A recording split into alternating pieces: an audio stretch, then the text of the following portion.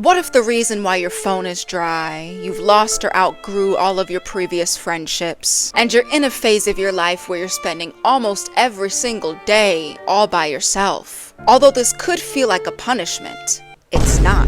This is just the beginning of a new arc of your life, an arc where the main character finally gets their shining moment, an arc called the solo act. Hey guys, I'm Laura and welcome back to Learn to Love You, a show all about self-love and personal wellness, as well as learning how to heal the most important relationship that you have in your life, which is the one between you and yourself. Together we'll unlearn all the conditioning that has kept us down over the years as we learn how to have happier, healthier, more secure, and loving relationships with ourselves.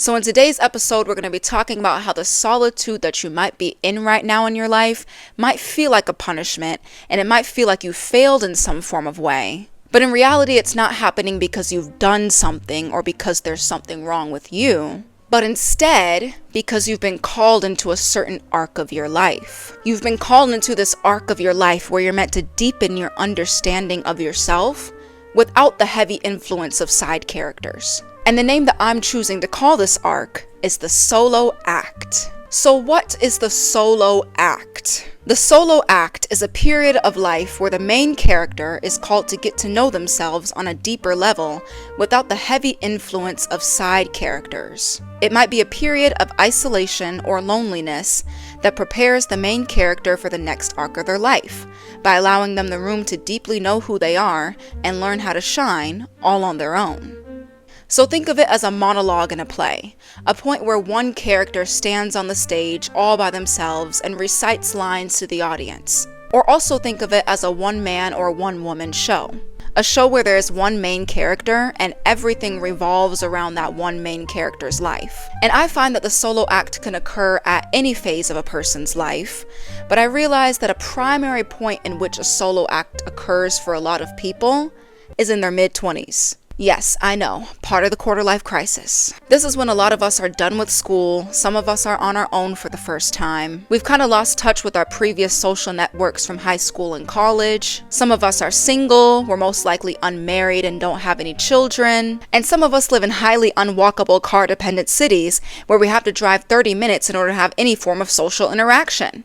So don't worry, I know it can be isolating. So in life, we will all face these periods of social dryness, and it's really tempting to start believing that there's something wrong with us if we do face these periods of social dryness. And maybe if everyone has left us, we feel like we failed in some way, or if we struggle to make friends, then that means that we don't have the capacity to. And so the solitude that I'm in right now must be a punishment. It must be all my fault. And don't get me wrong, I often feel this way too.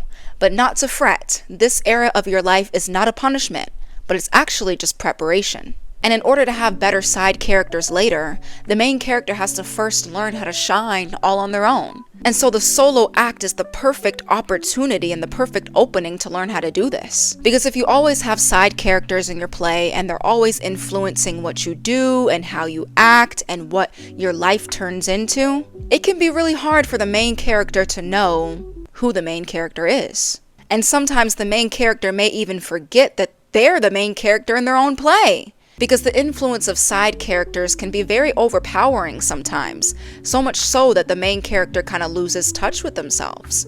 And so the solo act is here to allow you the space to learn who the main character is once again. And maybe this might be the first time in your life where you're finally discovering who that main character is. And yes, the solo act might be looked down upon by our society because we've been fed this idea that if you're in solitude, you failed life. But this period of our lives is actually a very crucial pivoting point of our lives. It is a vital part of the main character's evolution, because without the solo act, the main character would never truly know what it's like to be able to shine as they are, all on their own. And sometimes it's necessary in life to know how to shine all on your own. Also, without the solo act, the main character would always be looking to other people to define who the main character is. The main character wouldn't be able to create their own definition for who it is that they feel like they are. And so I feel like it's important for everyone at least once in their life to go through a solo act, because this is when you can truly learn how to put on a one-man or one-woman show and learn how to shine and be confident in that. So right now in my life, I am also going through my own solo act. So let's talk about how I got there. So 2 years ago, I had the most friends that I ever had in my entire life. That was the year that I graduated from college. My phone was popping, several texts a day. I was seeing someone romantically, and I actually really liked this person. I had so many friends, in-person connections. I was going to parties and social events left and right. And I had so many different circles of friends, not just one circle of friends, but multiple different ones. And now 2 years later,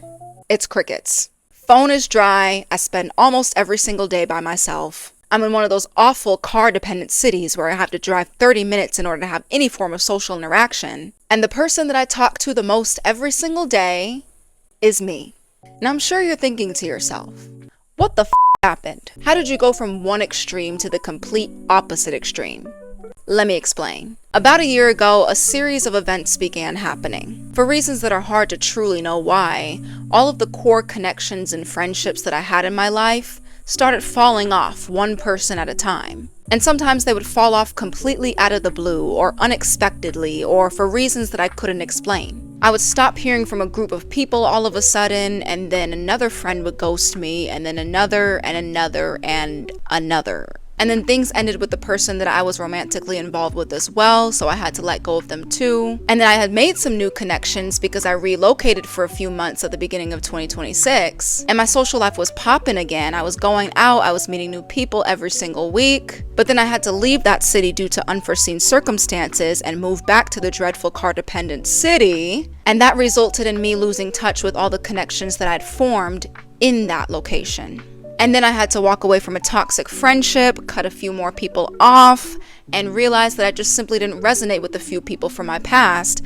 And now here I am, with just me, myself, and I. And this entire past year, it's honestly been really hard. It's been so hard to go through all of this and to lose all these people and all these friendships and connections. And it's not like it's been easy and I'm just happily celebrating my solo act. Honestly, I've been through a lot of grief and mourning and just a lot of sadness and different types of emotions. And I've also been faced with a lot of genuine confusion because it's just a lot of people to lose in a very short amount of time. And so now I'm here in this place where I'm forced to reconsider what I actually want from social connections going forward. And although it's been really hard to lose all of these people, I kind of see it as me having a brand new fresh start. It's like God has given me a chance to just completely reinvent my social life and reinvent my social connections, and I'm kind of just here with this blank canvas. And now that my stage is completely empty and I'm the only one up here, I can start finding better people to fill the roles that the old people walked out on. And even though the solo act can feel really lonely sometimes, it's also given me a great opportunity to hyper focus on the things that I truly want in my own life. Have I mentioned that I've actually been significantly more creative since I've been in the solo act? And it can be hard to really focus on the things that you want to do and create and pursue when you're always surrounded by other people. And so the solo act kind of gives you the perfect opportunity to hyper focus on the things that you truly want to create for your own life. And it's also a perfect opportunity to start listening to your own voice. A lot of us never truly listen to what we have to say and to what we truly want for ourselves because we're so influenced by the voices of other people telling us what we should be doing. But when you have a solo act, the only guidance that you're really going off of is your own and what you truly desire. And in a way, I kind of see this as freeing because it gives you so much room to finally be self-directed. And with my entire social circle wiped clean, I finally had the opportunity to redefine it. And now that I'm looking back, a lot of the people that did walk out on my life actually didn't resonate with me as much as I thought they did. And I see now that they probably couldn't be a good match for the current version of myself or for the version of myself that I'm becoming. And now I have the perfect opportunity to recreate it and truly be intentional with who I let into my circle. But lore, if you're too selective and you're too intentional when it comes to choosing people, you may never fill your social life again. So why not just find anyone to play those roles? Why not just cast anybody into your play so you don't have to be all by yourself? Well, I've reached a point in my life where I'd rather be all by myself than fill my stage and give lines to characters that aren't going to add value to my play. And maybe it might take a while for me to find those people that I find valuable enough to give lines to, but I would rather be all on my own than unfulfilled. And many of us have this mentality when it comes to the solo act, like we have to fix it, like we have to quickly get out of it, like we have to rush through it and just find anybody in order to fill all of these spaces in our lives. And so we try to fix the solo act by forcing connections and forcing things into our lives when these connections might not really be fulfilling, especially if they're forced. And when you're so focused on forcing connections because you're so afraid of being alone, this honestly leaves you feeling even more alone because you're around people that don't really fill your cup. And so what can we do about this? Instead of trying to fix the solo act like it's something that needs to be discarded of, we have to learn how to embrace it. There's a difference between being lonely and being alone, and so many of us try to fix the solo act because we think that if we're all alone by ourselves, then we're gonna feel dreadfully lonely every single day. And don't get me wrong, it can be lonely to be in a solo act. But when you are alone and you enjoy your company and you fill your cup and you fill your life with things that you love to do, being alone honestly no longer becomes an issue. And so when you're able to enjoy your own presence and your own company and your alone time, that's when it can start to become a lot more enjoyable because you start creating that intimacy and that connection with yourself and your life. And when you build that intimacy and that joy with yourself and you actually find fulfillment in your own company, that's when you'll be able to cast better side characters in the next arc of your life. Because if you feel so good about having your one-man show, if you feel so at peace with it, you'll only want to add more people to your life that are going to add to that piece. You won't cast people who are going to take value away from the beautiful production that you've created all by yourself. And so if you're in a rush to just fill the stage and give lines to anybody, you're not going to choose consciously. You're not going to choose people who are actually going to add value because you're choosing from a place of desperation. And so this is why embracing the solo act is so important. It's an important first step when it comes to choosing much better people for your play. And you can also find ways to celebrate having a solo act. It doesn't always have to feel so dreadful and sad.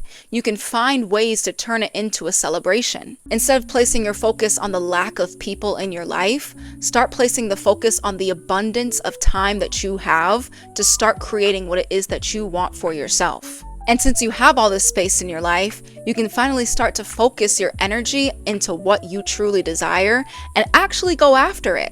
And this might be the last time in your life where you'll have a solo act. You never know. So you have to find a way to embrace this arc and celebrate this arc because it's not going to last forever. And there's so many things and benefits that come with having a solo act. And especially if you're a young, hot, single woman, girl, the world is your oyster.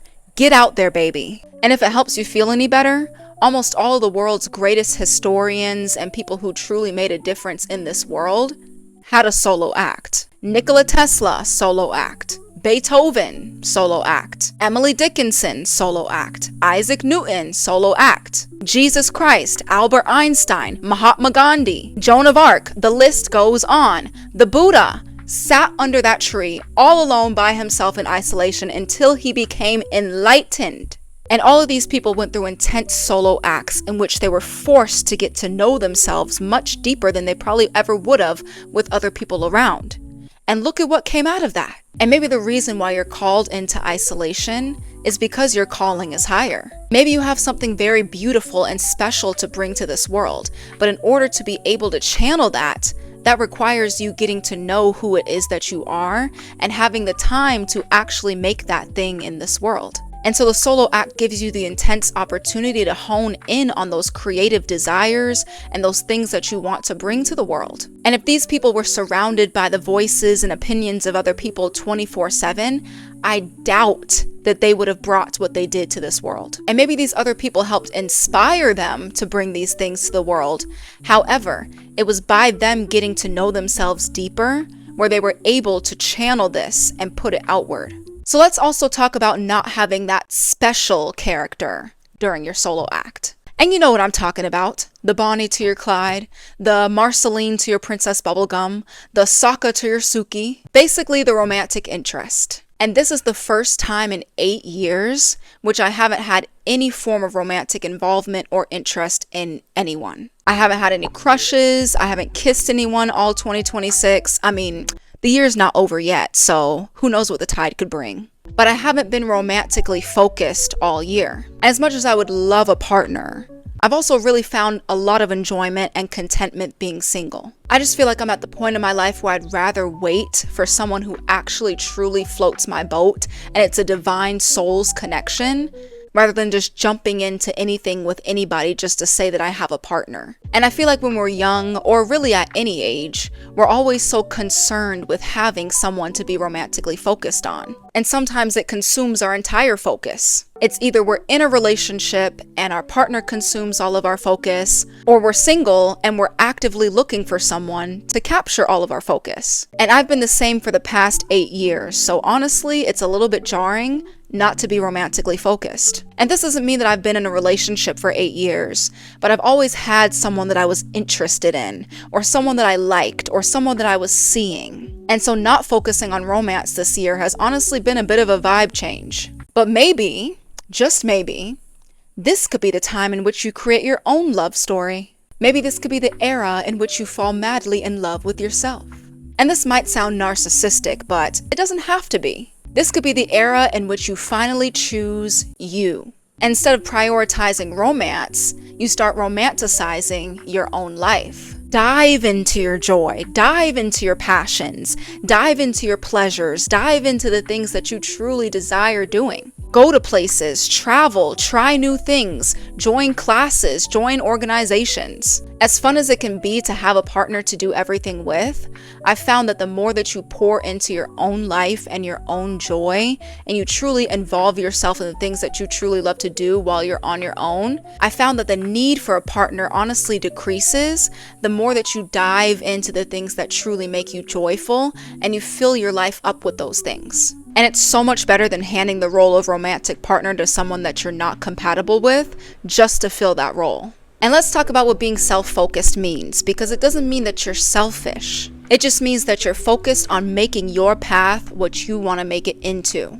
Instead of focusing so much on comparing your path to others or hating on other people's successes, you're actively creating your path into what you want to see it. And currently I'm just so focused on creating more joy and value in my life. And as fun as it would be to have other people around me, and as fun as it would be to have a friend group or have a partner, I realized that I don't need one in order to be happy or in order to have fun. And yes, people can be a wonderful addition to have in your life, but when you don't feel this sense of need for them in order to find joy, that's when you know that you've embraced your solo act. And lastly, the solo act is just an arc. It is not the entire play. Yes, this is the best news you've said the entire time. I know.